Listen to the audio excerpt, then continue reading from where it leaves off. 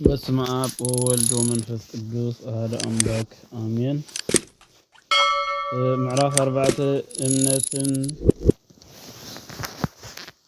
እምነትን ተግባርን ሕግታትን። በስመ አብን ወልድን መንፈስ ቅዱስን አሐዱ አምላክ። እምነትን ተግባርን ንምድሓንና አድለይቲ ዝኾኑሉ ምክንያት ናብ ደረጃ ጽድቂ ከብጽሑና እንተኾይኖም ክልቲኦም ብሓድነት ክፍጸሙ ከም ዘለዎም ጥራይ ምዃኑ ቤተ ክርስቲያን ተኣምንን ትምህርን። ናብ ድሕነት ዘብጽሐና እምነትና ጥራይ ደኣሉ እምበር ሕጊ ብምፍጻም ተግባር ብምግባር ኣይኮነን። ንምድሓን ዝጠቅም እምነት ጥራይ ክህልወና ኣለዎ ዝብሉ ሰባት ኣለዉ። ንሳቶም ንመከረኦም መረድኢ ገይሮም ዘቕርብዎም እዞም ዝስዕቡ ጥቕስታት እዮም። ስለዚ እግዚአብሔር ንወዲ ሰብ ዘጽድቆ ሕጊ ብምፍጻም ዘይኮነ ብእምነት ምዃኑ ንርዳእ። ሮሜ 3:28 አብርሃም ብእግዚአብሔር ስለዝኣመነ ጽድቂ ኮይኑ ተቆጽረሉ። ሮሜ 4:3 ንሕና ጽድቂ ዝረኸብና ብእምነት ስለዝኾንና ብጎይታና ኢየሱስ ክርስቶስ ምስ እግዚአብሔር ሰላም ኣሎና ይብል። ሮሜ 5:1 ሐዋርያ ጳውሎስ ብዛዕባ ሕጊ ምፍጻምን እምነትን አልዒሉ ንሕጊ ምፍጻም ሸለል ኢሉ ናብ እምነት ዝያዳ ዘተኮረሉ ዝነበረ ምክንያት አይሁድ ፈጸምቲ ሕጊ ኢና ኢሎም ዝያዳ ዝምክሕሉ ስለ ዝነበሩ እሞ ጳውሎስ ሰብ ዝድሕነሉ ምክንያት በዚ ንስኻትኩም ትምክሕሉ ብሙሴ ዝተዋህበ ሕጊ ብምፍጻም ጥራይ ዘይኮነ ጽድቂ ዝረኸብና እምነት ስለ ዝኾነ ንጎይታና ኢየሱስ ክርስቶስ ብምእማን እዩ ኢሉ ንኸረድእ ብምሕሳብ እዩ። አይሁድ ካብ ዝምክሕሉ ዝነበሩ ምፍጻም ሕጊ ሓደ ቀዳማይ ግዝረት ስለ ዝነበረ ብዘይ ግዝረት ናብ ክርስትና ዝኣትዉ ኣሕዛብ ማሕበር አረሚ ብምንም ዓይነት ካብ ናብ ክርስትና ዝኣትዉ እስራኤላውያን ዘይትሕቱ ምዃኖም ንኸረድእ ሐዋርያ ጳውሎስ ከምዚ ይብል። አብርሃም እምነቱ ጽድቂ ኮይኑ ዝተቆጥረሉ ቅድሚ ምግዛሩ እዩ እምበር ድሕሪ ምግዛሩስ ኣይኮነን ይብል። ሮሜ 4:10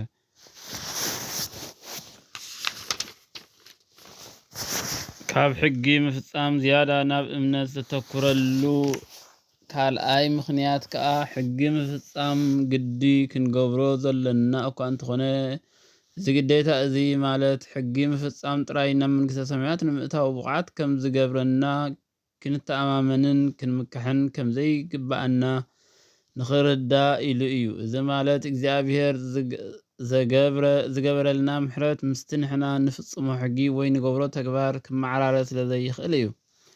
ንምሳሌ ሕጊ ብምፍጻሙ ዝምካሕን ዝማጻደቕን ሰብ ካብ እግዚአብሔር ዓስቢ ከም ዘይብሉ መድሃኒና ኢየሱስ ክርስቶስ ብምሳሌ ክዛረብ ከሎ ከምዚ ይብል። ሓደ ፈሪሳውን ሓደ ተቐባሊ ቀረፅን ክጽልዩ ናብ ቤተ መቅደስ ምስ ከዱ ፈሪሳዊ ፈጻሚ ሕጊ ምዃኑ ብምዝርዛር ክመጻደቕ ከሎ እቲ ቀራጽ ግን ስለ ኃጢአቱ ካብ እግዚአብሔር ይቕረታ ይልምን ከም ዝነበረ የረድእ እሞ ኣብ መወዳእታ ካብቲ ፈሪሳዊ እቲ ተቐባሊ ቀረጽ ከም ዝጸድቕ ይገልጽ። ሉቃስ 18:9-14 ብኻልእ ወገን ከዓ ሓደ ብሙሴ ዝተዋህቡ ሕግታት ንእምነት ክርስትና አድለይቲ ከም ዘይኮኑ ኣብ ቅዱሳት መጻሕፍቲ ተገሊጾም ይርከቡ።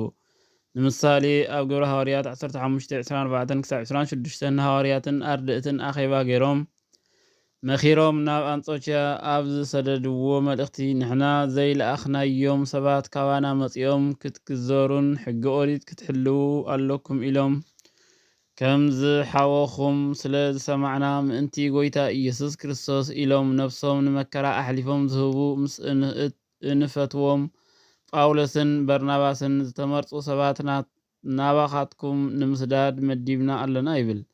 ሐዋርያ ጳውሎስ እውን ናብ ኤፌሶን ኣብ ዝለኣኾ መልእኽቲ ኤፌሶን 2:14 ከምዚ ይብል። ፈላልዩና ዝነበረ ናይ ጽልኢ ግድግዳ ዘፍረሰን አይሁዳውያንን አረማውያንን ሓደ ዝገበረ ሰላምና ክርስቶስ ጎይታ እዩ።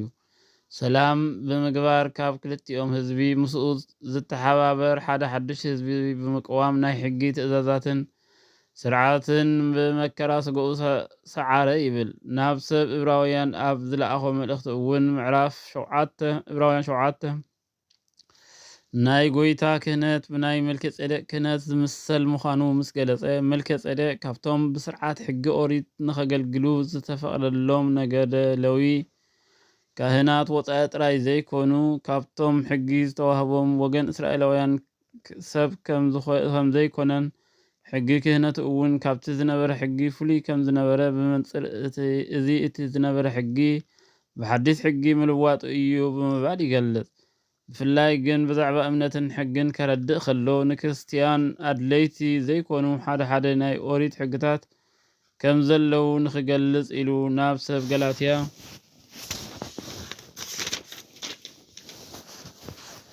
ገላትያ ዝሰደዶ መልእኽቲ ገላትያ 2:21 ወዲ ሰብ ሕጊ ኦሪት ብምፍጻም ጥራይ ዝጸድቕ እንተደኣ ኮይኑ እምበኣር ክርስቶስ ንኸንቱ እዩ ሞይቱ ይብል። ስለዚ ጳውሎስ ብዛዕባ እምነትን ሕግን ዘለዎ ኣተሓሳስባ ሓደ ናይ ኦሪት ሕጊ ንክርስቲያን ኣድለይቲ ዘይምዃኖም ንኸረድእ ደኣሉ እምበር ሕጊ ምፍጻም ሓዲግካ እምነት ጥራይ ክትሕዝ ኣለካ ምባሉ ኣይኮነን። ቀዳማይ ነገር ብእምነት ጥራይ ኢና እንድሕን ዝብሉ ሰባት ክፈልጥዎ ዘለዎም ጉዳይ ሰብ ዝድሕን ብእምነት ጥራይ እንተደኣ ኮይኑ ናይ እግዚኣብሔር ሕግታትን ትእዛዛትን ዋጋ ከምዘይብሉ ምቁጻሮም እዩ።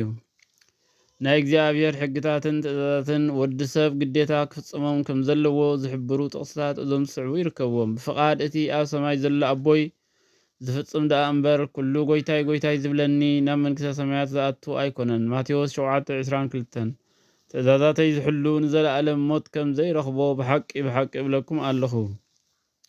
ዮሃንስ 8:51 ናብ ዘለኣለማዊ ህይወት ክትኣቱ እንተደሊኻ ግና ትእዛዛተይ ሓሉ። ማቴዎስ 19:17 እንተደኣ ተፍቅሩኒ ኮይንኩም ትእዛዛተይ ሓሉ። ዮሃንስ 14:15 ካልኣይ ድማ ብእምነት ጥራይ ኢና እንጸድቕ ማለት ብተግባርና ምኽንያት ንዝተዋህበና ዓስቢ ጽድቂ ንናይ እግዚኣብሔር ፍርዲ ከም ምቅዋም እዩ ዝቝጸር። ዋጋ ጽድቂ ኮነ ዋጋ ሓጢኣት እንቕበሎ ከከም ግብርና ምዃኑ ካብ ዝገልጹ ናይ ቅዱሳት መጻሕፍቲ እዞም ዝስዕቡ ጥቕስታት ይርከብዎም።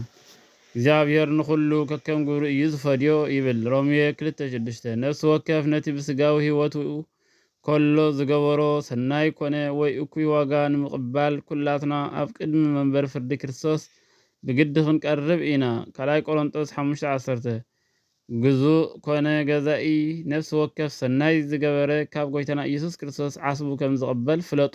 ኤፌሶን 6:8 እንሆ ቀልጢፈ እመጽእ ኣለኹ ነፍሲ ወከፍ ከከም ግብሩ ክፈድዮ ዓስቢ ምሳይ ኣሎ ይብል ራእይ 22:12 ሳልሳይ ሰብ ክጸድቕ ዝኽእል ብእምነት ጥራይ ደኣሉ እምበር ብግብሪ ወይ ሕጊ እግዚኣብሔር ምፍጻም ኣይኮነን። እንድሕሪ ደኣ ኢልና ኣብ መጽሓፍ ቅዱስ ብግልፂ ተጻሒፉ ዘሎ ንቓል እግዚኣብሔር ከም ምቅዋም እዩ ዝቝጸር። ሃርያ ያዕቆብ 2:14 መልእኽቱ ከምዚ ይብል ኣሕዋተየ ሓደ ሰብ እምነት ኣለኒ እንተበለ እሞ ንእምነቱ ብሰናይ ተግባር እንተዘይገሊጽዎ እምነቱ እንታይ ይጠቕሞ? እምነቱ ጥራይ ዶ ተድሕኖ እያ? ከምኡውን ተግባር ዘይብላ እምነትስ ሙት እያ። ንስኻ ሓደ እግዚኣብሔር ምህላው ተኣምን እንተደኣ ኮይንካ እዚ ጽቡቕ እዩ። ኣጋንንቲ እውን ይኣምኑን ብፍርሃት የንቀጥቅጡን እዮም። ኣቦና ኣብርሃም ንይስሐቅ ወዱ ኣብ መሰውኢን እግዚኣብሔር ምስ ኣቕረቦ ብግብሩ ዶ ኣይኮነን ዝጸደቐ? ካብ ህይወት ዝተፈልየ ስጋ ሙት ከም ዝኾነ ካብ ግብሪ ዝተፈልየ እምነት እውን ከምኡ ሙት እዩ። ስለዚ ብመሰረት እዚ መረዳእታ ሰብ ክጸድቕ ዝኽእል ብእምነትን ብጽቡቕ ተግባርን ደኣሉ እምበር ብእምነት ጥራይ ዘይምዃኑ ተረዲእና ካብ ስሕተት ክንጥንቀቕ ይግባእ። ስብሐት ለእግዚአብሔር ወለወላዲቱ ድንግል ወለመስቀሉ ክቡር። ተአኩቶ ይሰብሐ ስሙ ለእግዚአብሔር አምላክነ ወትረ ወኩሉ ጊዜ ወኩሉ ሰዓት።